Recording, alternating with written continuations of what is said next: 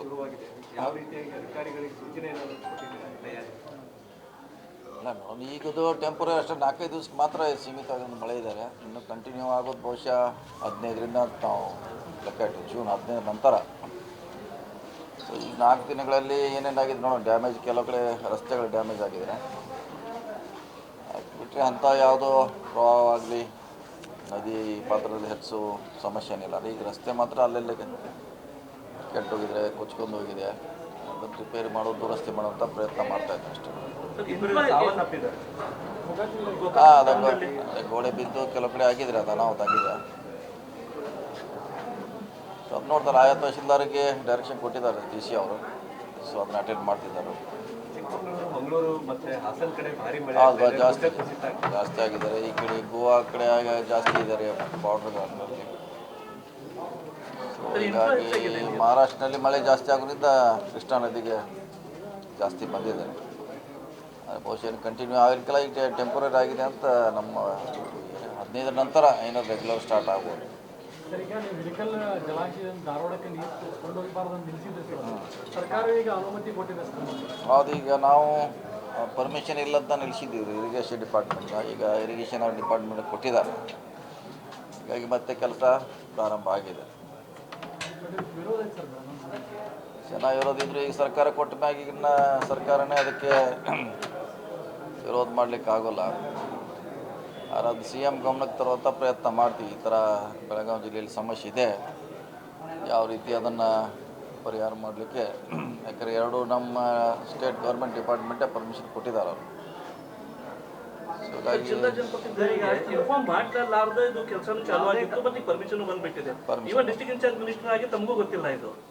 ಇಲ್ಲ, ನಾವು ಮುಂಚೆ ನಮಗೆಲ್ಲ ಮಾಹಿತಿ ಇಲ್ಲ, ಪರ್ಮಿಷನ್ ಇಲ್ಲ, ಬಂದ್ ಮಾಡಿಸಿದ್ದು ನಿಜ. ಆದರೆ ಈಗ ಅದನ್ನೆಲ್ಲ ಅವರು ಪರ್ಮಿಷನ್ ತೊಗೊಂಡ್ಬಂದಾರೆ, ಮತ್ತೆ ಕೆಲಸ ಪ್ರಾರಂಭ ಆಗಿದೆ. ಸರ್, ಈ ಮಟ್ಟಿಗೆ ಈ ರೀತಿ ಮಾಡುವಂಥದ್ದು ಏನು ನೀಡಿತ್ತು? ನಿಮ್ಮನ್ನೆಲ್ಲ ಗಣನೆಗೆ ತೆಗೆದುಕೊಳ್ಳೋದೇನೆ. ಈಗಾಗಲೇ ಮಲಪ್ರಭಾದಿಂದ 6.5 TMC ಯಾವುದೇ ರೀತಿಯಾಗಿ ಶಿಲಾನ್ಯಾಸ ಮತ್ತೆ ಕೈಗಾರಿಕೆಗೆ ಅಂತ ಹೇಳಿ ಸರ್ ಕದ್ದು ಮುಚ್ಚಿ ಮಾಡುವಂಥದ್ದು ಏನು ಅವಶ್ಯಕತೆ ಇಲ್ಲ, ಭಾಳ ಮುಂಚೆನೇ ಅದು ಯಾವಾಗ ಶಾಂಕ್ಷನ್ ಆಗಿದೆ ನಮಗೆ ಕೂಡ ಗಮನಕ್ಕೆ ಇರದೆ. ಬಹುಶಃ 1 ವರ್ಷದಿಂದನೂ ಆಗಿರ್ಬೋದು ಬಹುಶಃ ಅದು ಇಂಡಸ್ಟ್ರಿ ಡಿಪಾರ್ಟ್ಮೆಂಟಿಂದ. ಅದಾದ ನಂತರ ಈಗೂ ಇತ್ತಿತ್ತಲಾಗೆ ಇರಿಗೇಷನ್ ಡಿಪಾರ್ಟ್ಮೆಂಟ್ ಪರ್ಮಿಷನ್ ತೊಗೊಂಡರು. ಹೀಗಾಗಿ ನಮಗೂ ಕೂಡ ಈ ಹಂತದಲ್ಲಿ ಈ ಕಡೆ ಜನ ನೋಡಬೇಕು, ಈ ಕಡೆ ಇಲಾಖೆ ಸರ್ಕಾರ ಕೂಡ ಒಂದೇ ಇದೆ. ಹೀಗಾಗಿ ಅದ್ರ ಬಗ್ಗೆ ಚರ್ಚೆ ಮಾಡ್ತೀವಿ ಸರ್ಕಾರದ ಮಟ್ಟದಲ್ಲಿ. ಒಂದು ಶುಗರ್ ಫ್ಯಾಕ್ಟರಿ ರಿಕ್ವೈರ್ಮೆಂಟ್ ಸಲುವಾಗಿ ಇದು ಡೈವರ್ಟ್ ಮಾಡ್ತಾ ಇದ್ದಾರೆ ಅಂತ ಇದು ಧಾರವಾಡದಲ್ಲಿ ಅಪೋಸಿಷನ್ ಇದೆ. ಧಾರವಾಡದ ಆರೋಪ ಇದೆ ಸರ್, ಅಪೋಸಿಷನ್ ಇದೆ. ಬೆಳಗಾವಿ ಸಚಿವರೊಬ್ಬರದ್ದು ಈ ನೀರು ಶುಗರ್ ಫ್ಯಾಕ್ಟ್ರಿ ಕೊಡ್ಲಿಕ್ಕೆ ಆಗೋಲ್ಲ. ಯಾಕಂದರೆ ಇಂಡಸ್ಟ್ರಿಯಲ್ ಏರಿಯಾದಾಗ ಯಾವ್ದು ಇದೆ ಅಷ್ಟಕ್ಕೆ ಮಾತ್ರ ಇದು ನೀರು ಕೊಡ್ತಾ ಇದ್ದೀವಿ. ಹೊರತಾಗಿ ಅದನ್ನು ಬಿಟ್ಟು ಯಾವುದೇ ಫ್ಯಾಕ್ಟ್ರಿ ಇದ್ರೂ ಕೂಡ ನೀರು ಕೊಡಲಿಕ್ಕೆ ಅವಕಾಶ ಇಲ್ಲ ಮತ್ತು ಕೊಡೋದಿಲ್ಲ. ಅದೇ ಪ್ರಯೋಜನ ಇಲ್ಲ, ಅದು ಕೊಡ್ಲಿಕ್ಕೆ ಬರೋಂಗಿಲ್ಲ. ಆ ಇಂಡಸ್ಟ್ರಿಯಲ್ ಏರಿಯಾದಾಗ ಇದ್ರೆ ಮಾತ್ರ ನೀರು ಕೊಡ್ಲಿಕ್ಕೆ ಅವಕಾಶ ಇದೆ. ಹೊರಗಡೆ ಅಲ್ಲೇ ಪಕ್ಕಕ್ಕಿದ್ರು ಕೂಡ ಕೊಡ್ಲಿಕ್ಕೆ ಬರೋಲ್ಲ. KD ಲ್ಯಾಂಡ್ ಮಾತ್ರ. ಸರ್, 6,000 ಎಕರೆ ಪ್ರದೇಶ ಇದೆ. ಕಿಲೋಮೀಟರ್ ಪೈಪ್ಲೈನ್ ಆಗ್ತದೆ ಸರ್. ಆಲ್ಮೋಸ್ಟ್ 100 ಕಿಲೋಮೀಟರ್ ಆಗಿದೆ ಸರ್. ಅಷ್ಟು ಕಿಲೋಮೀಟರ್ ಅರ್ಧ TMC ನೀರು ಒಯ್ಯಕ್ಕೆ ಯಾಕೆ ಇಷ್ಟು ಹರಸಾಹಸ ಸರ್? ಈಗಾಗಲೇ ಮಲಪ್ರಭಾದಿಂದ 6.5 TMC ಹೋಗುತ್ತೆ ಸರ್ ನೀರು. ಅದು 6,000 ಎಕರೆ ಪ್ರದೇಶ ಇದೆ ಸರ್. ಅದು ಸಾಕಾಗುತ್ತಾ ಅಂತ ಅನ್ನೋ ಪ್ರಶ್ನೆ ನೋಡ್ಬೇಕು. ಅದ್ರ ಬಗ್ಗೆ ನಮ್ಗೆ ಮಾಹಿತಿ ಇರಲ್ಲ. ಅದು ಎಷ್ಟು ಒಯ್ತಿದ್ದಾರೆ, ಎಷ್ಟು ಯೂನಿಟಿಗೆ ಕೊಡ್ತಾ ಇದ್ದಾರೆ, ಈಗ ಎಷ್ಟು ಅವ್ರು ಡ್ರಾ ಮಾಡ್ತಾರೆ ಮಲಪ್ರಭಾದಿಂದ ಅಂತ ನಮಗೆ ಅದ್ರ ಮಾಹಿತಿ ಇಲ್ಲ. ಯಾಕಂದ್ರೆ ನಮ್ಮ ಇಲಾಖೆ ಒಂದ್ಸಾರಿ ನೋಡಿ ಅದ್ರ ಬಗ್ಗೆ ಸಂಬಂಧಪಟ್ಟ ಅಧಿಕಾರಿ ಕರೆಸಿ ಚರ್ಚೆ ಮಾಡ್ತೀವಿ. ಎಲ್ಲಿ ಬೇರೆ ಮುತುವರ್ಜಿ ವಹಿಸುವಂಥದ್ದು ಯಾರು ಗೊತ್ತಾಗ್ತಿಲ್ಲ. ಗೊತ್ತಿಲ್ಲ, ನಮಗೂ ಗೊತ್ತಿಲ್ಲ. ನಮಗೂ ಯಾಕಂದ್ರೆ ಮುಂಚೆ ಆಗಿದ್ದು ನಮ್ಮ ಗಮನಕ್ಕೆ ಬರೋಕ್ಕಿಂತ ಮುಂಚೆನೇ ಅದು ಟೆಂಡರ್ ಆಗಿತ್ತು, ಅಲಾಟ್ ಆಗಿತ್ತು. ಹೀಗಾಗಿ ನಮ್ಮ ಗಮನಕ್ಕಿಲ್ಲ. ಅದ್ರ ಬಗ್ಗೆ ಒಂದು ಸಾರಿ ನೀವು ಹೇಳ್ದಂಗೆ ಮಾಹಿತಿ ಇಲ್ಲ. ಧಾರವಾಡದವರ ಅಧಿಕಾರಿಗಳು ಕರೆಸ್ಬೇಕಾಗುತ್ತೆ, ಕರೆಸಿ ಒಂದು ಸಾರಿ ಚರ್ಚೆ ಮಾಡ್ತೀವಿ. ಸರ್, ಈಗ ಮಲಪ್ರಭಾದಲ್ಲಿ ಆಲ್ರೆಡಿ ಸೆಟಪ್ ಇರುವಾಗ ಹಿಡಕಲ್ದಿಂದ ಒಯ್ಯೋದೇನು ಅವಶ್ಯಕತೆ ಇತ್ತು? ಅದನ್ನೇ ಕೇಳಲ್ಲ. ಅದೇ ಒಂದು ಸಭೆ ಮಾಡ್ತೀವಿ. ಅದು ಎಷ್ಟು ರಿಕ್ವೈರ್ಮೆಂಟ್ ಇದೆ, ಈಗಿರುವಂಥದ್ದು ಎಷ್ಟು ಸಫಿಷಿಯೆಂಟ್ ಇದೆ, ಹೆಚ್ಚಿಗೆ ಅದಕ್ಕೆ ಒಯ್ತಿದ್ದಾರೆ ನೋಡೋದು ಚೆಕ್ ಮಾಡೋದು. ಸರ್, ಈಗ ಮಹದಾಯಿ ವಿಚಾರದಾಗ ಕೆಲವೊಂದಿಷ್ಟು ಪಟ್ಟಭದ್ರ ಹಿತಾಸಕ್ತಿಗಳು ಇಲ್ಲಿ ಸಭೆಗಳನ್ನ ಮಾಡುವಂಥದ್ದು, ರೈತರನ್ನ ವಕ್ಲೆಬ್ಸುವಂಥದ್ದು, ಅದನ್ನ ಹೋಗಿ ಸುಪ್ರೀಂ ಕೋರ್ಟಿಗೆ ಸಲ್ಲಿಸುವಂಥದ್ದು ಈ ರೀತಿ ನಡೀತಾ ಇದೆ ಸರ್. ಸೊ ಅದೇನಾದ್ರೂ ನಿಮ್ಗೆ ಗಮನಕ್ಕೆ ಬಂದಿಲ್ಲ? ಇಲ್ಲಿ ಅದು ನಮ್ಮ ಭಾಗದಲ್ಲಿ ಯಾರಿಗೂ ನಾವು ರೈತರನ್ನ ಹೊರಗೆ ಹಾಕುವಂಥ ಪ್ರಯತ್ನ ಇಲ್ಲಿ ನಡೀತಾ ಇಲ್ಲ. ಇಲ್ಲಿ ಅಲ್ಲ, ನಡೀತಾ ಇಲ್ಲ. ಬಟ್ ಅದನ್ನ ಕೆಲವೊಂದಿಷ್ಟು ಪರಿಸರವಾದಿಗಳು ಅಂತ ಹೇಳ್ಬಿಟ್ಟು ಕ್ರಿಯೇಟ್ ಮಾಡ್ತಾ ಇದ್ದಾರೆ ಸರ್. ಆ ರೀತಿ ಇಲ್ಲ ನೋಡಿ, ನಮ್ಮ ಗಮನಕ್ಕೆ ಬಂದರೆ ನೀವೇನಾದ್ರು ಮಾಹಿತಿ ಕೊಟ್ಟರೆ ನೋಡೋಣ. ಖಾನಾಪುರದಲ್ಲಿ ಹೋರಾಟದ ಮುಂಚೆನಲ್ಲಿ ತಮ್ಮ ಹಿಂಬಾಲಕರು ಇದ್ದಾರೆ ಸರ್.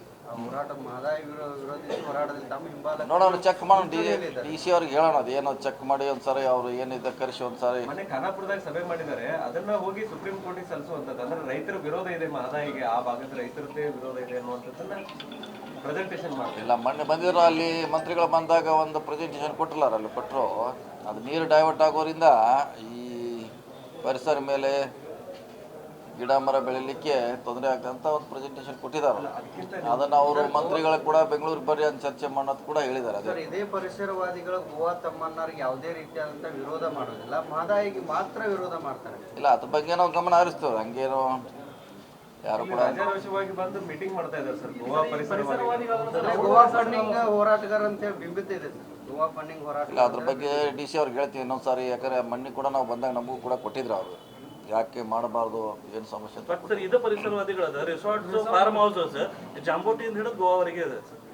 ಅವ್ರಿಗೆ ತೊಂದರೆ ಅಪೋಸ್ ಮಾಡೋರ್ದ ಇವ್ರು ವೈಲ್ಡ್ ಲೈಫ್ ಡಿಸ್ಟ್ರಿಕ್ಟ್ ಮಾಡ್ತಾ ಇದ್ದಾರೆ, ಅದನ್ನ ಒಪ್ಪಂಗಿಲ್ಲ. ಇಲ್ಲ, ಅದನ್ನ ನಾವು ಅದನ್ನ ನೋಡ್ಲ, ನಮಗೆ ನೀರು ಬೇಕಾದ್ ನಮಗೆ ಭಾಳ ಮುಖ್ಯ. ಅದ್ರ ಬಗ್ಗೆ ಗಮನ ಹರಿಸ್ತೀವಿ. ನಿಮಗೆ ಹೇಳಿದ್ದೆ, ನೀವು ಕೂಡ ಅದ್ರ ಬಗ್ಗೆ ಸಾಕಷ್ಟು ಕಾಳಜಿ ತೋರಿಸ್ಕೊಂಡು ಬಂದಿದ್ದೀರಿ ಸರ್. ಈಗ ಯಾರೋ ಒಬ್ರು ಬಂದು ಇಲ್ಲಿ ಕರ್ನಾಟಕದಾಗ ಬಂದು ಸಭೆ ಮಾಡೋದ್ರಿಂದ ಅದು ಡೈವರ್ಟ್ ಆಗ್ಬಾರ್ದು ಅನ್ನೋದು ಅಷ್ಟೇ ಕಾಳಜಿ. ಇಲ್ಲ, ಅದ್ರ ಬಗ್ಗೆ ನಾವು ಗಮನ ಹರಿಸ್ತೀವಿ. ಡಿ ಸಿ ಅವ್ರು ಕೂಡ ಮೀಟಿಂಗ್ ಮಾಡ್ಲಿಕ್ಕೆ ಹೇಳ್ತೀವಿ. ಯಾರು ವಶ ಇಲ್ಲ, ಡೈರೆಕ್ಟರ್ ವಶ ಆಯ್ತು ಅಷ್ಟೇ. ಅಲ್ಲ, ಅದು ಪ್ಯಾನಲ್ ಚೇಂಜ್ ಆಯ್ತು, ಅಲ್ಲಿ ರೂಲಿಂಗ್ ಪ್ಯಾನಲ್ ಚೇಂಜ್ ಆಯ್ತು. ಯಾರು ನಮ್ದು ಇಲ್ಲ, ಜೊಲ್ಲೆ ಅವ್ರದ್ದು ಇಲ್ಲ, ಕತ್ತೆಗಳದಿಲ್ಲ, ಯಾರು ಅವರವರ ಬಂಡಾಯ ಅದಾರ. ಬಂಡಾಯದ 10 ಜನ ಮಾಡ್ಕೊಂಡಾರ, ಯಾವ ಗುಂಪು ಇಲ್ಲ. ಅದೇನು ಜನಪ್ರತಿನಿಧಿಗಳ ಗುಂಪು ಅಷ್ಟೇ ಅದು. ಇಲ್ಲ ಇಲ್ಲ, ಆ DCC bank, Sira sugar factory ಕತೆ ಬೇರೆ, ಇದು ಸ್ಟೋರಿನ ಬೇರೆ ಅದು.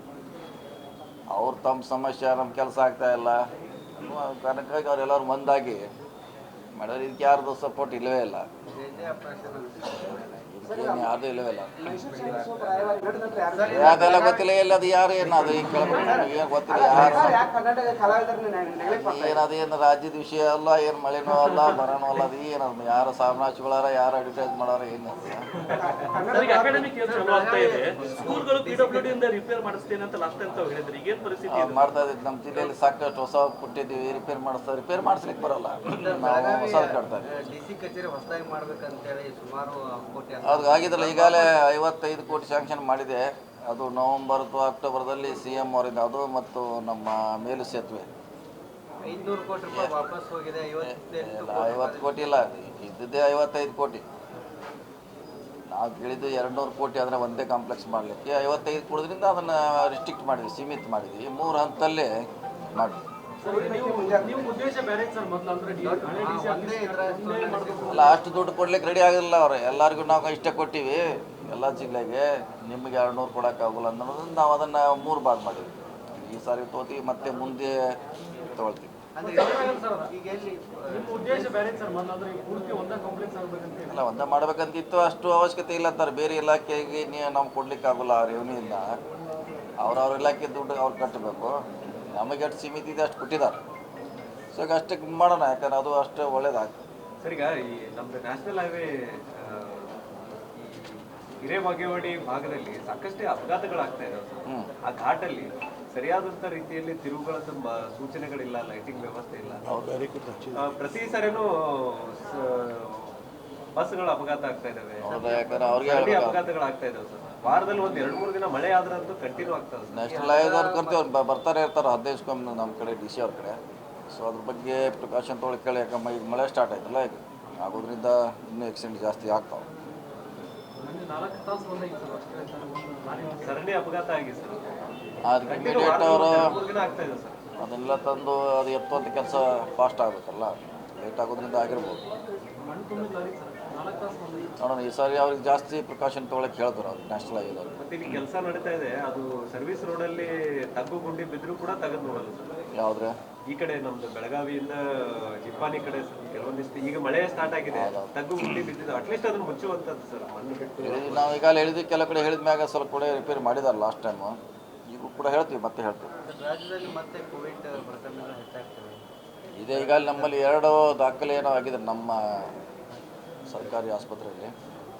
ಸೊ ಅಂಥ ಸಿವಿಯರ್ ಏನಿಲ್ಲ ರೀ, ಅವ್ರಿಗೆಲ್ಲ ಟ್ರೀಟ್ಮೆಂಟ್ ಕೊಟ್ಟು ಕಳಿಸ್ತಾ ಇದ್ದೀವಿ. ಸೊ ಪ್ರಿಕಾಷನ್ ತೊಗೋಬೇಕಷ್ಟೇ, ಸಿವಿಯರ್ ಏನಿಲ್ಲ. ಈಗ ಬೆಳಗಾವಿ ಜಿಲ್ಲೆಯಲ್ಲಿ ಮಳೆ ಶುರುವಾಗಿದೆ, ಯಾವ ರೀತಿಯಾಗಿ ಅಧಿಕಾರಿಗಳಿಗೆ ಸೂಚನೆ ಏನಾದರೂ ಕೊಟ್ಟಿದ್ದೀರಾ? ಅಲ್ಲ ಮೇಡಮ್ ಈಗದು ಟೆಂಪರರಿ ಅಷ್ಟೇ 4-5 ದಿವ್ಸಕ್ಕೆ ಮಾತ್ರ ಸೀಮಿತವಾಗಿ ಮಳೆ ಇದ್ದಾರೆ. ಇನ್ನು ಕಂಟಿನ್ಯೂ ಆಗೋದು ಬಹುಶಃ 15ರಿಂದ ನಾವು ಲೆಕ್ಕ ಇಟ್ಟು ಜೂನ್ 15 ನಂತರ. ಸೊ ಈ 4 ದಿನಗಳಲ್ಲಿ ಏನೇನಾಗಿದೆ ನೋಡೋಣ. ಡ್ಯಾಮೇಜ್ ಕೆಲವು ಕಡೆ ರಸ್ತೆಗಳು ಡ್ಯಾಮೇಜ್ ಆಗಿದೆ. ಅದು ಬಿಟ್ಟರೆ ಅಂಥ ಯಾವುದೋ ಪ್ರವಾಹ ಆಗಲಿ ನದಿ ಪಾತ್ರದಲ್ಲಿ ಹೆಚ್ಚು ಸಮಸ್ಯೆ ಏನಿಲ್ಲ. ಈಗ ರಸ್ತೆ ಮಾತ್ರ ಅಲ್ಲೆಲ್ಲೇ ಕೆಟ್ಟೋಗಿದ್ರೆ ಕೊಚ್ಕೊಂಡು ಹೋಗಿದೆ. ಅದನ್ನು ರಿಪೇರಿ ಮಾಡೋದು ದುರಸ್ತಿ ಮಾಡುವಂಥ ಪ್ರಯತ್ನ ಮಾಡ್ತಾಯಿದ್ದಾರೆ ಅಷ್ಟೇ. ಸಾವನ್ನಪ್ಪಿದ್ದಾರೆ. ಅದೇ ಗೋಡೆ ಬಿದ್ದು ಕೆಲವು ಕಡೆ ಆಗಿದ್ರೆ ಅದು ಅನಾಹುತ ಆಗಿದೆ. ಸೊ ಅದು ನೋಡ್ತಾರೆ. ಆಯಾ ತಹಶೀಲ್ದಾರಿಗೆ ಡೈರೆಕ್ಷನ್ ಕೊಟ್ಟಿದ್ದಾರೆ DC ಅವರು. ಸೊ ಅದನ್ನ ಅಟೆಂಡ್ ಮಾಡ್ತಿದ್ದಾರೆ. ಚಿಕ್ಕಮಗಳೂರು, ಮಂಗಳೂರು ಮತ್ತೆ ಹಾಸನ ಕಡೆ ಭಾರಿ ಮಳೆ ಹೌದು, ಜಾಸ್ತಿ ಆಗಿದ್ದಾರೆ. ಈ ಕಡೆ ಗೋವಾ ಕಡೆ ಜಾಸ್ತಿ ಇದ್ದಾರೆ ಬಾರ್ಡರ್ಗಳಲ್ಲಿ. ಸೊ ಹೀಗಾಗಿ ಮಹಾರಾಷ್ಟ್ರದಲ್ಲಿ ಮಳೆ ಜಾಸ್ತಿ ಆಗೋದ್ರಿಂದ ಕೃಷ್ಣಾ ನದಿಗೆ ಜಾಸ್ತಿ ಬಂದಿದ್ದಾರೆ. ಬಹುಶಃ ಕಂಟಿನ್ಯೂ ಆಗಲಿಕ್ಕೆಲ್ಲ ಈಗ ಟೆಂಪರರಿ ಆಗಿದೆ ಅಂತ ನಮ್ಮ 15 ನಂತರ ಏನಾದ್ರು ರೆಗ್ಯುಲರ್ ಸ್ಟಾರ್ಟ್ ಆಗ್ಬೋದು. ಸರ್, ಈಗ ನೀವು ಹಿಡಕಲ್ ಜಲಾಶಯದಿಂದ ಧಾರವಾಡಕ್ಕೆ ನೀರು ಕೊಂಡೋಗಬಾರ್ದು ಅಂತ ನಿಲ್ಲಿಸಿದ್ರೆ ಸರ್, ಸರ್ಕಾರ ಈಗ ಅನುಮತಿ ಕೊಟ್ಟಿದೆ ಸರ್. ಹೌದು, ಈಗ ನಾವು ಪರ್ಮಿಷನ್ ಇಲ್ಲಂತ ನಿಲ್ಲಿಸಿದ್ದೀವಿ ಇರಿಗೇಷನ್ ಡಿಪಾರ್ಟ್ಮೆಂಟ್. ಈಗ ಇರಿಗೇಷನ್ ಡಿಪಾರ್ಟ್ಮೆಂಟ್ ಕೊಟ್ಟಿದ್ದಾರೆ. ಹೀಗಾಗಿ ಮತ್ತೆ ಕೆಲಸ ಪ್ರಾರಂಭ ಆಗಿದೆ. ವಿರೋಧ ಐತೆ ಸರ್. ಚೆನ್ನಾಗಿ ವಿರೋಧಿದ್ರು. ಈಗ ಸರ್ಕಾರ ಕೊಟ್ಟ ಮ್ಯಾಗ ಈಗಿನ ಸರ್ಕಾರನೇ ಅದಕ್ಕೆ ವಿರೋಧ ಮಾಡಲಿಕ್ಕೆ ಆಗೋಲ್ಲ. ಆದರೆ ಅದು CM ಗಮನಕ್ಕೆ ತರುವಂಥ ಪ್ರಯತ್ನ ಮಾಡ್ತೀವಿ. ಈ ಥರ ಬೆಳಗಾವಿ ಜಿಲ್ಲೆಯಲ್ಲಿ ಸಮಸ್ಯೆ ಇದೆ, ಯಾವ ರೀತಿ ಅದನ್ನು ಪರಿಹಾರ ಮಾಡಲಿಕ್ಕೆ. ಯಾಕಂದರೆ ಎರಡು ನಮ್ಮ ಸ್ಟೇಟ್ ಗೌರ್ಮೆಂಟ್ ಡಿಪಾರ್ಟ್ಮೆಂಟೇ ಪರ್ಮಿಷನ್ ಕೊಟ್ಟಿದ್ದಾರೆ ಅವರು. ಸೊ ಹಾಗಾಗಿ ಇನ್ಫಾರ್ಮ್ ಮಾಡ್ಲಾರ್ದೆ ಇದು ಕೆಲಸನೂ ಚಾಲು ಆಗಿತ್ತು, ಮತ್ತೆ ಪರ್ಮಿಷನ್ ಬಂದ್ಬಿಟ್ಟಿದೆ. ಇವನ್ ಡಿಸ್ಟ್ರಿಕ್ಟ್ ಇನ್ಚಾರ್ಜ್ ಮಿನಿಸ್ಟರ್ ಆಗಿ ತಮಗೂ ಗೊತ್ತಿಲ್ಲ ಇದು. ಇಲ್ಲ, ನಾವು ಮುಂಚೆ ನಮಗೆಲ್ಲ ಮಾಹಿತಿ ಇಲ್ಲ, ಪರ್ಮಿಷನ್ ಇಲ್ಲದ ಬಂದ್ ಮಾಡಿಸಿದ್ದು ನಿಜ. ಆದರೆ ಈಗ ಅದನ್ನೆಲ್ಲ ಅವರು ಪರ್ಮಿಷನ್ ತೊಗೊಂಡ್ಬಂದಾರೆ, ಮತ್ತೆ ಕೆಲಸ ಪ್ರಾರಂಭ ಆಗಿದೆ. ಯಾಕೆ ಸರ್ ಈ ಮಟ್ಟಿಗೆ ಈ ರೀತಿ ಮಾಡುವಂಥದ್ದು ಏನು ನೀಡಿತ್ತು? ನಿಮ್ಮನ್ನೆಲ್ಲ ಗಣನೆಗೆ ತೆಗೆದುಕೊಳ್ಳೋದೇನೆ. ಈಗಾಗಲೇ ಮಲಪ್ರಭಾದಿಂದ 6 ಟೀಮ್ ಯಾವುದೇ ರೀತಿಯಾಗಿ ಶಿಲಾನ್ಯಾಸ ಕುಡಿಯೋಕೆ ಮತ್ತೆ ಕೈಗಾರಿಕೆಗೆ ಅಂತ ಹೇಳಿ ಸರ್ ಕದ್ದು ಮುಚ್ಚಿ ಮಾಡುವಂಥದ್ದು ಏನು ಅವಶ್ಯಕತೆ ಇಲ್ಲ. ಇಲ್ಲ, ಭಾಳ ಮುಂಚೆನೇ ಅದು ಯಾವಾಗ ಶಾಂಕ್ಷನ್ ಆಗಿದೆ ನಮಗೂ ಕೂಡ ಗಮನಕ್ಕೆ ಇರದೆ 1 ವರ್ಷದಿಂದ ಆಗಿರ್ಬೋದು ಬಹುಶಃ ಅದು ಇಂಡಸ್ಟ್ರಿ ಡಿಪಾರ್ಟ್ಮೆಂಟಿಂದ. ಅದಾದ ನಂತರ ಈಗ ಇತ್ತಿತ್ತಲಾಗೆ ಇರಿಗೇಷನ್ ಡಿಪಾರ್ಟ್ಮೆಂಟ್ ಪರ್ಮಿಷನ್ ತೊಗೊಂಡರು. ಹೀಗಾಗಿ ನಮಗೂ ಕೂಡ ಈ ಹಂತದಲ್ಲಿ ಈ ಕಡೆ ಜನ ನೋಡಬೇಕು, ಈ ಕಡೆ ಇಲಾಖೆ ಸರ್ಕಾರ ಕೂಡ ಒಂದೇ ಇದೆ. ಹೀಗಾಗಿ ಅದ್ರ ಬಗ್ಗೆ ಚರ್ಚೆ ಮಾಡ್ತೀವಿ ಸರ್ಕಾರದ ಮಟ್ಟದಲ್ಲಿ. ಒಂದು ಶುಗರ್ ಫ್ಯಾಕ್ಟರಿ ರಿಕ್ವೈರ್ಮೆಂಟ್ ಸಲುವಾಗಿ ಇದು ಡೈವರ್ಟ್ ಮಾಡ್ತಾ ಇದ್ದಾರೆ ಅಂತ ಇದು ಧಾರವಾಡದಲ್ಲಿ ಅಪೋಸಿಷನ್ ಇದೆ. ಧಾರವಾಡದ ಆರೋಪ ಇದೆ ಸರ್, ಅಪೋಸಿಷನ್ ಇದೆ. ಬೆಳಗಾವಿ ಸಚಿವರೊಬ್ಬರದ್ದು ಬೆಳಗಾವಿ ಈ ನೀರು ಶುಗರ್ ಫ್ಯಾಕ್ಟ್ರಿ ಕೊಡ್ಲಿಕ್ಕೆ ಆಗೋಲ್ಲ. ಯಾಕಂದರೆ ಇಂಡಸ್ಟ್ರಿಯಲ್ ಏರಿಯಾದಾಗ ಯಾವ್ದು ಇದೆ ಅಷ್ಟಕ್ಕೆ ಮಾತ್ರ ಇದು ನೀರು ಕೊಡ್ತಾ ಇದ್ದೀವಿ. ಹೊರತಾಗಿ ಅದನ್ನು ಬಿಟ್ಟು ಯಾವುದೇ ಫ್ಯಾಕ್ಟ್ರಿ ಇದ್ರೂ ಕೂಡ ನೀರು ಕೊಡಲಿಕ್ಕೆ ಅವಕಾಶ ಇಲ್ಲ, ಮತ್ತು ಕೊಡೋದಿಲ್ಲ. ಅದೇ ಪ್ರಾವಿಷನ್ ಇಲ್ಲ, ಅದು ಕೊಡ್ಲಿಕ್ಕೆ ಬರೋಂಗಿಲ್ಲ. ಆ ಇಂಡಸ್ಟ್ರಿಯಲ್ ಏರಿಯಾದಾಗ ಇದ್ರೆ ಮಾತ್ರ ನೀರು ಕೊಡ್ಲಿಕ್ಕೆ ಅವಕಾಶ ಇದೆ. ಹೊರಗಡೆ ಅಲ್ಲೇ ಪಕ್ಕಕ್ಕಿದ್ರು ಕೂಡ ಕೊಡ್ಲಿಕ್ಕೆ ಬರೋಲ್ಲ. ಕೇಳಿ ಲ್ಯಾಂಡ್ ಮಾತ್ರ. ಸರ್ 6,000 ಎಕರೆ ಪ್ರದೇಶ ಇದೆ. ಕಿಲೋಮೀಟರ್ ಪೈಪ್ಲೈನ್ ಆಗ್ತದೆ ಸರ್. ಆಲ್ಮೋಸ್ಟ್ 100 ಕಿಲೋಮೀಟರ್ ಆಗಿದೆ ಸರ್. ಅಷ್ಟು ಕಿಲೋಮೀಟರ್ ಅರ್ಧ TMC ನೀರು ಹೋಗಕ್ಕೆ ಯಾಕೆ ಇಷ್ಟು ಹರಸಾಹಸ ಸರ್? ಈಗಾಗಲೇ ಮಲಪ್ರಭಾದಿಂದ 6.5 TMC ಹೋಗುತ್ತೆ ಸರ್ ನೀರು.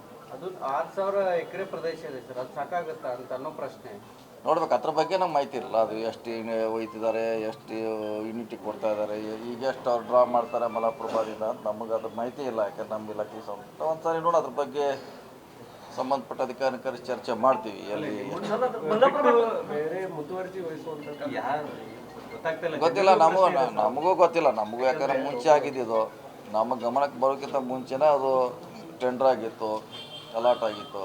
ಹೀಗಾಗಿ ನಮ್ಮ ಗಮನಕ್ಕಿಲ್ಲ. ಅದ್ರ ಬಗ್ಗೆ ಒಂದು ಸಾರಿ ನೀವು ಹೇಳ್ದಂಗೆ ಮಾಹಿತಿ ಇಲ್ಲ. ಧಾರವಾಡದವರ ಅಧಿಕಾರಿನ ಕರೆಸ್ಬೇಕಾಗುತ್ತೆ, ಕರೆಸಿ ಒಂದು ಸಾರಿ ಚರ್ಚೆ ಮಾಡ್ತೀವಿ. ಸರ್, ಈಗ ಮಲಪ್ರಭಾದಲ್ಲಿ ಆಲ್ರೆಡಿ ಸೆಟಪ್ ಇರುವಾಗ ಹಿಡಕಲ್ದಿಂದ ಒಯ್ಯೋದೇನು ಅವಶ್ಯಕತೆ ಇತ್ತು? ಅದನ್ನೇ ಕೇಳಲ್ಲ. ಅದೇ ಒಂದು ಸಭೆ ಮಾಡ್ತೀವಿ. ಅದು ಎಷ್ಟು ರಿಕ್ವೈರ್ಮೆಂಟ್ ಇದೆ, ಈಗಿರುವಂಥದ್ದು ಎಷ್ಟು ಸಫಿಷಿಯೆಂಟ್ ಇದೆ, ಹೆಚ್ಚಿಗೆ ಅದಕ್ಕೆ ಒಯ್ತಿದ್ದಾರೆ ನೋಡೋದು ಚೆಕ್ ಮಾಡೋದು. ಸರ್, ಈಗ ಮಹದಾಯಿ ವಿಚಾರದಾಗ ಕೆಲವೊಂದಿಷ್ಟು ಪಟ್ಟಭದ್ರ ಹಿತಾಸಕ್ತಿಗಳು ಇಲ್ಲಿ ಸಭೆಗಳನ್ನ ಮಾಡುವಂಥದ್ದು, ರೈತರನ್ನ ವಕ್ಲೆಬ್ಸುವಂಥದ್ದು, ಅದನ್ನ ಹೋಗಿ ಸುಪ್ರೀಂ ಕೋರ್ಟಿಗೆ ಸಲ್ಲಿಸುವಂಥದ್ದು ಈ ರೀತಿ ನಡೀತಾ ಇದೆ ಸರ್. ಸೊ ಅದೇನಾದ್ರೂ ನಿಮ್ಗೆ ಗಮನಕ್ಕೆ ಬಂದಿಲ್ಲ? ಇಲ್ಲಿ ಅದು ನಮ್ಮ ಭಾಗದಲ್ಲಿ ಯಾರಿಗೂ ನಾವು ರೈತರನ್ನ ಹೊರಗೆ ಹಾಕುವಂಥ ಪ್ರಯತ್ನ ಇಲ್ಲಿ ನಡೀತಾ ಇಲ್ಲ. ಇಲ್ಲಿ ಅಲ್ಲ, ನಡೀತಾ ಇಲ್ಲ. ಬಟ್ ಅದನ್ನ ಕೆಲವೊಂದಿಷ್ಟು ಪರಿಸರವಾದಿಗಳು ಅಂತ ಹೇಳ್ಬಿಟ್ಟು ಕ್ರಿಯೇಟ್ ಮಾಡ್ತಾ ಇದ್ದಾರೆ ಸರ್. ಆ ರೀತಿ ಅದು ಇಲ್ಲ ನೋಡಿ, ನಮ್ಮ ಗಮನಕ್ಕೆ ಬಂದರೆ ನೀವೇನಾದ್ರು ಮಾಹಿತಿ ಕೊಟ್ಟರೆ ನೋಡೋಣ. ಖಾನಾಪುರದಲ್ಲಿ ಹೋರಾಟದ ಮುಂಚೆನಲ್ಲಿ ತಮ್ಮ ಹಿಂಬಾಲಕರು ಇದ್ದಾರೆ ಸರ್. ಆ ಹೋರಾಟ ಮಹದಾಯಿ ವಿರೋಧಿಸಿ ಹೋರಾಟದಲ್ಲಿ ತಮ್ಮ ಹಿಂಬಾಲ ನೋಡೋಣ, ಚೆಕ್ ಮಾಡೋಣ.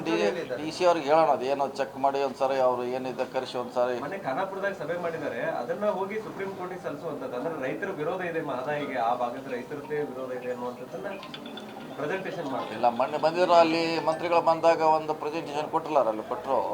ಅದು ನೀರು ಡೈವರ್ಟ್ ಆಗೋರಿಂದ ಈ ಪರಿಸರ ಮೇಲೆ ಗಿಡ ಮರ ಬೆಳಿಲಿಕ್ಕೆ ತೊಂದರೆ ಆಗ್ತದೆ ಅಂತ ಒಂದು ಪ್ರೆಸೆಂಟೇಷನ್ ಕೊಟ್ಟಿದ್ದಾರೆ.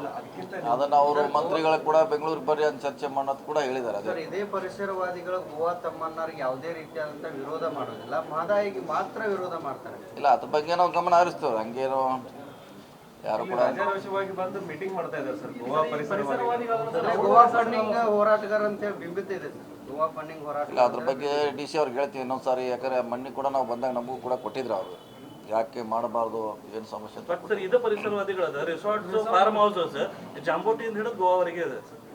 ಅವ್ರಿಗೆ ತೊಂದರೆ ಅಪೋಸ್ ಮಾಡೋರ್ದ ಇವ್ರು ವೈಲ್ಡ್ ಲೈಫ್ ಡಿಸ್ಟರ್ಬ್ ಮಾಡ್ತಾ ಇದ್ದಾರೆ, ಅದನ್ನ ಒಪ್ಪಂಗಿಲ್ಲ. ಇಲ್ಲ, ಅದನ್ನ ನೋಡ್ಲ, ನಮಗೆ ನೀರು ಬೇಕಾದ್ ನಮಗೆ ಭಾಳ ಮುಖ್ಯ. ಅದ್ರ ಬಗ್ಗೆ ಗಮನ ಹರಿಸ್ತೀವಿ. ನಿಮಗೆ ಹೇಳಿದ್ದೆ, ಯಾಕಂದ್ರೆ ನೀವು ಕೂಡ ಅದ್ರ ಬಗ್ಗೆ ಸಾಕಷ್ಟು ಕಾಳಜಿ ತೋರಿಸ್ಕೊಂಡು ಬಂದಿದ್ದೀರಿ ಸರ್. ಈಗ ಯಾರೋ ಒಬ್ಬರು ಬಂದು ಇಲ್ಲಿ ಕರ್ನಾಟಕದಾಗ ಬಂದು ಸಭೆ ಮಾಡೋದ್ರಿಂದ ಅದು ಡೈವರ್ಟ್ ಆಗ್ಬಾರ್ದು ಅನ್ನೋದು ಅಷ್ಟೇ ಕಾಳಜಿ. ಇಲ್ಲ, ಅದ್ರ ಬಗ್ಗೆ ನಾವು ಗಮನ ಹರಿಸ್ತೀವಿ. ಡಿ ಸಿ ಅವ್ರು ಕೂಡ ಮೀಟಿಂಗ್ ಮಾಡ್ಲಿಕ್ಕೆ ಹೇಳ್ತೀವಿ. ಹುಕ್ಕೇರಿ ವಿದ್ಯುತ್ ಯಾರು ವಶ ಇಲ್ಲ, ಅದೇ ಡೈರೆಕ್ಟರ್ ವಶ ಆಯ್ತು ಅಷ್ಟೇ. ಅಲ್ಲ, ಅದು ಪ್ಯಾನಲ್ ಚೇಂಜ್ ಆಯ್ತು, ಅಲ್ಲಿ ರೂಲಿಂಗ್ ಪ್ಯಾನಲ್ ಚೇಂಜ್ ಆಯ್ತು. ಯಾರು ನಮ್ದು ಇಲ್ಲ, ಜೊಲ್ಲೆ ಅವ್ರದ್ದು ಇಲ್ಲ, ಕತ್ತೆಗಳದ್ದು ಯಾರು ಅವರವರ ಬಂಡಾಯ ಅದಾರ. ಬಂಡಾಯದ 10 ಜನ ಮಾಡ್ಕೊಂಡಾರ, ಯಾವ ಗುಂಪು ಇಲ್ಲ. ಅದೇನು ಜನಪ್ರತಿನಿಧಿಗಳ ಗುಂಪು ಅಷ್ಟೇ ಅದು. DCC ಬ್ಯಾಂಕ್ ಆದ್ಮೇಲೆ ಒಮ್ಮೆ ಎಲ್ಲ ಚೇಂಜ್ ಆಗುತ್ತೆ. ಇಲ್ಲ, ಆ DCC ಬ್ಯಾಂಕು, ಶೀರಾ ಶುಗರ್ ಫ್ಯಾಕ್ಟ್ರಿ ಕತೆ ಬೇರೆ, ಇದು ಸ್ಟೋರಿನ ಬೇರೆ ಅದು. ಅವ್ರು ತಮ್ಮ ಸಮಸ್ಯೆ, ನಮ್ಮ ಕೆಲಸ ಆಗ್ತಾ ಇಲ್ಲ ಕಾರಣಕ್ಕಾಗಿ ಅವರೆಲ್ಲರೂ ಒಂದಾಗಿ ಮಾಡಿದ್ರೆ ಇದಕ್ಕೆ ಯಾರ್ದು ಸಪೋರ್ಟ್ ಇಲ್ಲವೇ ಇಲ್ಲ. ಇದಕ್ಕೇನು ಯಾರ್ದು ಇಲ್ಲವೇ ಇಲ್ಲ. ಅದೆಲ್ಲ ಗೊತ್ತಿಲ್ಲ, ಎಲ್ಲ ಅದು ಯಾರು ಏನು ಅದು ಈಗ ಕೇಳ್ಬೇಕು, ಏನು ಗೊತ್ತಿಲ್ಲ ಯಾರು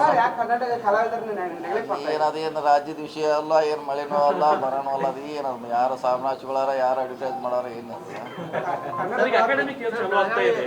ಸ್ಕೂಲ್ಗಳು PWD ಇಂದ ರಿಪೇರ್ ಮಾಡಿಸ್ತೇನೆ ಅಂತ ಲಾಸ್ಟ್ ಟೈಮ್ ತಾವು ಹೇಳಿದ್ರಿ, ಈಗೇನು ಪರಿಸ್ಥಿತಿ ಇದೆ? ಮಾಡ್ತಾ ಇದ್ದೀವಿ. ನಮ್ಮ ಜಿಲ್ಲೆಯಲ್ಲಿ ಸಾಕಷ್ಟು ಹೊಸ ಕೊಟ್ಟಿದ್ದೀವಿ, ರಿಪೇರ್ ಮಾಡಿಸ್ಲಿಕ್ಕೆ ಬರೋಲ್ಲ, ನಾವು ಹೊಸದು ಕಟ್ತಾ ಇದ್ದೀವಿ. DC ಕಚೇರಿ ಹೊಸದಾಗಿ ಮಾಡ್ಬೇಕಂತೇಳಿ ಸುಮಾರು ಕೋಟಿ ಅದು ಆಗಿದ್ರಲ್ಲ, ಈಗಾಗಲೇ 55 ಕೋಟಿ ಸ್ಯಾಂಕ್ಷನ್ ಮಾಡಿದೆ. ಅದು ನವೆಂಬರ್ ಅಥವಾ ಅಕ್ಟೋಬರ್ದಲ್ಲಿ CM ಅವರಿಂದ, ಅದು ಮತ್ತು ನಮ್ಮ ಮೇಲು ಸೇತುವೆ 500 ಕೋಟಿ ರೂಪಾಯಿ ವಾಪಸ್ ಹೋಗಿದೆ. 50 ಕೋಟಿ ಇಲ್ಲ, ಇದ್ದದ್ದೇ 55 ಕೋಟಿ. ನಾವು ಕೇಳಿದ್ದು 200 ಕೋಟಿ ಆದರೆ ಒಂದೇ ಕಾಂಪ್ಲೆಕ್ಸ್ ಮಾಡಲಿಕ್ಕೆ 55 ಕೊಡೋದ್ರಿಂದ ಅದನ್ನು ರಿಸ್ಟ್ರಿಕ್ಟ್ ಮಾಡಿದ್ವಿ, ಸೀಮಿತ ಮಾಡಿದ್ವಿ. 3 ಹಂತದಲ್ಲೇ ಮಾಡಿದ್ವಿ. ನೀವು ಉದ್ದೇಶ ಬೇರೆ ಸರ್, ಮೊದಲು ಅಂದ್ರೆ ಹಳೆ DC ಮಾಡಬೇಕು. ಅಲ್ಲ, ಅಷ್ಟು ದುಡ್ಡು ಕೊಡ್ಲಿಕ್ಕೆ ರೆಡಿ ಆಗಿಲ್ಲ ಅವ್ರು. ಎಲ್ಲರಿಗೂ ನಾವು ಇಷ್ಟ ಕೊಟ್ಟಿವಿ, ಎಲ್ಲ ಜಿಲ್ಲೆಗೆ. ನಿಮಗೆ 200 ಕೊಡೋಕ್ಕಾಗಲ್ಲ ಅನ್ನೋದ್ರಿಂದ ನಾವು ಅದನ್ನು 3 ಭಾಗ ಮಾಡಿದ್ವಿ. ಈ ಸಾರಿ ತೊಗೋತೀವಿ, ಮತ್ತೆ ಮುಂದೆ ತೊಗೊಳ್ತೀವಿ. ಈಗ ಎಲ್ಲಿ ನಿಮ್ಮ ಉದ್ದೇಶ ಬೇರೆ ಸರ್, ಮೊದಲು ಅಂದ್ರೆ ಪೂರ್ತಿ ಒಂದೇ ಕಾಂಪ್ಲೆಕ್ಸ್ ಆಗ್ಬೇಕಂತ ಹೇಳಿ. ಅಲ್ಲ, ಒಂದೇ ಮಾಡ್ಬೇಕಂತಿತ್ತು, ಅಷ್ಟು ಅವಶ್ಯಕತೆ ಇಲ್ಲ ಅಂತಾರೆ. ಬೇರೆ ಇಲಾಖೆಗೆ ನಾವು ಕೊಡ್ಲಿಕ್ಕೆ ಆಗೋಲ್ಲ ಆ ರೆವೆನ್ಯೂಯಿಂದ. ಅವ್ರವ್ರ ಇಲಾಖೆ ದುಡ್ಡು ಅವ್ರು ಕಟ್ಟಬೇಕು. ನಮಗೆ ಎಷ್ಟು ಸೀಮಿತ ಇದೆ ಅಷ್ಟು ಕೊಟ್ಟಿದ್ದಾರೆ. ಸೊ ಈಗ ಅಷ್ಟಕ್ಕೆ ಮಾಡೋಣ, ಯಾಕಂದ್ರೆ ಅದು ಅಷ್ಟು ಒಳ್ಳೇದಾಗ್ತದೆ. ಸರ್, ಈಗ ಈ ನಮ್ದು ನ್ಯಾಷನಲ್ ಹೈವೇ ಹಿರೇಬಾಗೇವಾಡಿ ಭಾಗದಲ್ಲಿ ಸಾಕಷ್ಟೇ ಅಪಘಾತಗಳಾಗ್ತಾ ಇದಾವೆ ಸರ್. ಆ ಘಾಟಲ್ಲಿ ಸರಿಯಾದಂತ ರೀತಿಯಲ್ಲಿ ತಿರುವುಗಳ ಸೂಚನೆಗಳಿಲ್ಲ, ಲೈಟಿಂಗ್ ವ್ಯವಸ್ಥೆ ಇಲ್ಲ. ಪ್ರತಿ ಸರಿನೂ ಬಸ್ಗಳ ಅಪಘಾತ ಆಗ್ತಾ ಇದಾವೆ, ಯಾಕಂದ್ರೆ ಅವ್ರಿಗೆ ಸರಣಿ ಅಪಘಾತಗಳಾಗ್ತಾ ಇದಾವೆ ಸರ್. ವಾರದಲ್ಲಿ 1-2-3 ದಿನ ಮಳೆ ಆದ್ರಂತೂ ಕಂಟಿನ್ಯೂ ಆಗ್ತದೆ ಸರ್. ನ್ಯಾಷನಲ್ ಹೈವೇದವ್ರು ಕರ್ತೀವಿ, ಅವ್ರು ಬರ್ತಾರೆ ಇರ್ತಾರೆ 15 ಕೊಮ್ಮೆ ನಮ್ಮ ಕಡೆ DC ಅವ್ರ ಕಡೆ. ಸೊ ಅದ್ರ ಬಗ್ಗೆ ಪ್ರಿಕಾಷನ್ ತೊಗೊಳಕ್ಕೆ ಹೇಳಿ, ಯಾಕಂದ್ರೆ ಈಗ ಮಳೆ ಸ್ಟಾರ್ಟ್ ಆಯ್ತಲ್ಲ, ಈಗ ಆಗೋದ್ರಿಂದ ಇನ್ನೂ ಆಕ್ಸಿಡೆಂಟ್ ಜಾಸ್ತಿ ಆಗ್ತಾವೆ. 4 ತಾಸು ಬಂದಾಗಿ ಸರ್ ಅಷ್ಟೇ ಸರಣಿ ಅಪಘಾತ ಆಗಿ ಸರ್. ಅದಕ್ಕೆ ಇಮಿಡಿಯೇಟ್ ಅವರು 3 ದಿನ ಆಗ್ತಾ ಇದೆ ಸರ್. ಅದನ್ನೆಲ್ಲ ತಂದು ಅದು ಎತ್ತುವಂಥ ಕೆಲಸ ಫಾಸ್ಟ್ ಆಗಬೇಕಲ್ಲ, ಲೇಟ್ ಆಗೋದ್ರಿಂದ ಆಗಿರ್ಬೋದು. ಮಣ್ಣು ತುಂಬಿದ ಲಾರಿ ಸರ್ 4 ತಾಸು ಬಂದಾಗಿ. ನೋಡೋಣ, ಈ ಸಾರಿ ಅವ್ರಿಗೆ ಜಾಸ್ತಿ ಪ್ರಿಕಾಷನ್ ತೊಗೊಳಕ್ಕೆ ಹೇಳ್ತಾರೆ ಅವ್ರು ನ್ಯಾಷನಲ್ ಹೈವೇದವ್ರು. ಮತ್ತೆ ಇಲ್ಲಿ ಕೆಲಸ ನಡೀತಾ ಇದೆ, ಅದು ಸರ್ವಿಸ್ ರೋಡಲ್ಲಿ ತಗ್ಗು ಗುಂಡಿ ಬಿದ್ದರೂ ಕೂಡ ತೆಗೆದು ನೋಡಲ್ಲ ಸರ್. ಯಾವುದ್ರೆ ಈ ಕಡೆ ನಮ್ದು ಬೆಳಗಾವಿಯಿಂದ ಜಿಪ್ಪಾನಿ ಕಡೆ ಕೆಲವೊಂದಿಷ್ಟು ಈಗ ಮಳೆ ಸ್ಟಾರ್ಟ್ ಆಗಿದೆ, ತಗ್ಗು ಗುಂಡಿ ಬಿದ್ದಿದ್ದು. ಅಟ್ಲೀಸ್ಟ್ ಅದನ್ನು ಮುಚ್ಚುವಂಥದ್ದು ಸರ್, ಮಣ್ಣು ಬಿಟ್ಟು. ನಾವು ಈಗಾಗಲೇ ಹೇಳಿದ್ವಿ, ಕೆಲವು ಕಡೆ ಹೇಳಿದ ಮ್ಯಾಗ ಸ್ವಲ್ಪ ಕೂಡ ರಿಪೇರಿ ಮಾಡಿದ್ದಾರೆ ಲಾಸ್ಟ್ ಟೈಮು. ಈಗ ಕೂಡ ಹೇಳ್ತೀವಿ, ಮತ್ತೆ ಹೇಳ್ತೀವಿ. ರಾಜ್ಯದಲ್ಲಿ ಮತ್ತೆ ಕೋವಿಡ್ ಪ್ರಕರಣಗಳು ಹೆಚ್ಚಾಗ್ತವೆ. ಇದೇ ಈಗಾಗಲೇ ನಮ್ಮಲ್ಲಿ 2 ದಾಖಲೆ ಏನೋ ಆಗಿದೆ ನಮ್ಮ ಸರ್ಕಾರಿ ಆಸ್ಪತ್ರೆಯಲ್ಲಿ. ಸೊ ಅಂಥ ಸಿವಿಯರ್ ಏನಿಲ್ಲ ರೀ, ಅವ್ರಿಗೆಲ್ಲ ಟ್ರೀಟ್ಮೆಂಟ್ ಕೊಟ್ಟು ಕಳಿಸ್ತಾ ಇದ್ದೀವಿ. ಸೊ ಪ್ರಿಕಾಷನ್ ತೊಗೋಬೇಕಷ್ಟೇ, ಸಿವಿಯರ್ ಏನಿಲ್ಲ.